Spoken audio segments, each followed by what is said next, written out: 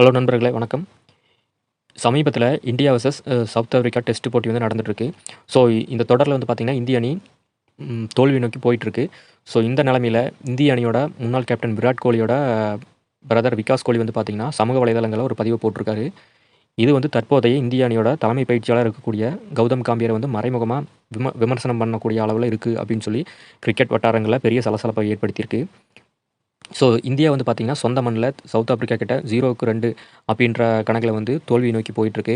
முதல் போட்டியில வந்து தோல்வி அடைஞ்ச இந்திய அணி 2வது போட்டியிலயும் படு மோசமான நிலைமையில தான் இருக்கு.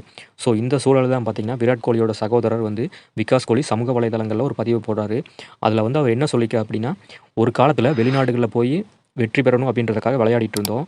ஆனா இப்ப வந்து பார்த்தீங்கன்னா, இந்தியாவிலேயே ட்ரா செய்வதற்காக விளையாடிட்டு இருக்கோம் அப்படின்னு சொல்லி போட்டிருக்காரு. தேவையில்லாம நல்லா இருந்த விஷயங்கள மாத்தி அதிகாரம் செஞ்சா நிலைமை இப்படித்தான் ஆகும் அப்படின்னு சொல்லி குறிப்பிட்டிருக்காரு.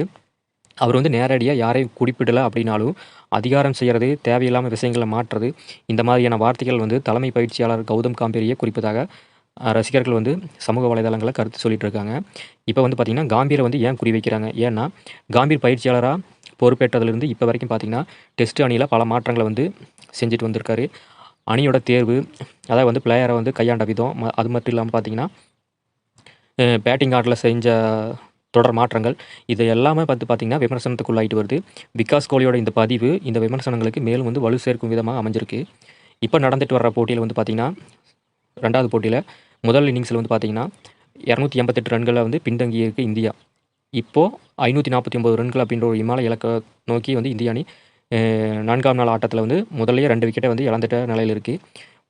அடுத்து பார்த்தீங்கன்னா, கௌதம் காம்பீரோட பயிற்சியின் கீழ வந்து பார்த்தீங்கன்னா, இந்திய அணி டெஸ்ட் ரெக்கார்ட் ரொம்ப மோசமா இருக்கு. இந்த டெஸ்ட்ல இந்தியா தோத்துருச்சுன்னா, இந்திய கிரிக்கெட் வரலாற்றில சொந்த மண்ணில வந்து 2 முறை ஒயிட் வாஷ் ஆன தொடர்களுக்கு பயிற்சியாளரா இருந்தவர் வந்து கௌதம் காம்பீர் அப்படின்ற ஒரு மோசமான சாதனைய கௌதம் காம்பீர் வச்சிருப்பாரு.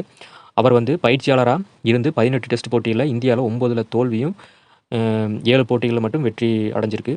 சொந்த மண்ணில அவர் பயிற்சி அளிச்ச 4 தொடர்களிலும் இது 2வது தொடர் தோல்வியா அமைஞ்சிருக்கு. இந்திய அணி பார்த்தீங்கன்னா, இப்போ ஒரு மிகப்பெரிய மாற்றத்துக்கு உள்ளாயிட்டிருக்கு அப்படின்றது உண்மைதான். கம்பீரோட தவறான அணி தேர்வு, அதே மாதிரி பார்த்தீங்கன்னா, தொடர் மாற்றங்கள் வந்து இந்திய அணி சரிவுக்கு முக்கிய காரணமா இருக்குது அப்படின்னு சொல்லி விமர்சனங்கள் வந்து வந்துட்டுருக்கு. இந்த சூழல்ல விகாஸ் கோலியோட இந்த பதிவு எரியிற நெருப்புல எண்ணெய் ஊத்துற மாரி அமைஞ்சிருக்கு அப்படின்னு சொல்லி சமூக வலைதளங்கள்ல கருத்துக்கள் வந்து பகிரப்பட்டிருக்கு. வீடியோ பிடிச்சிருந்தா சப்ஸ்கிரைப் பண்ணுங்க.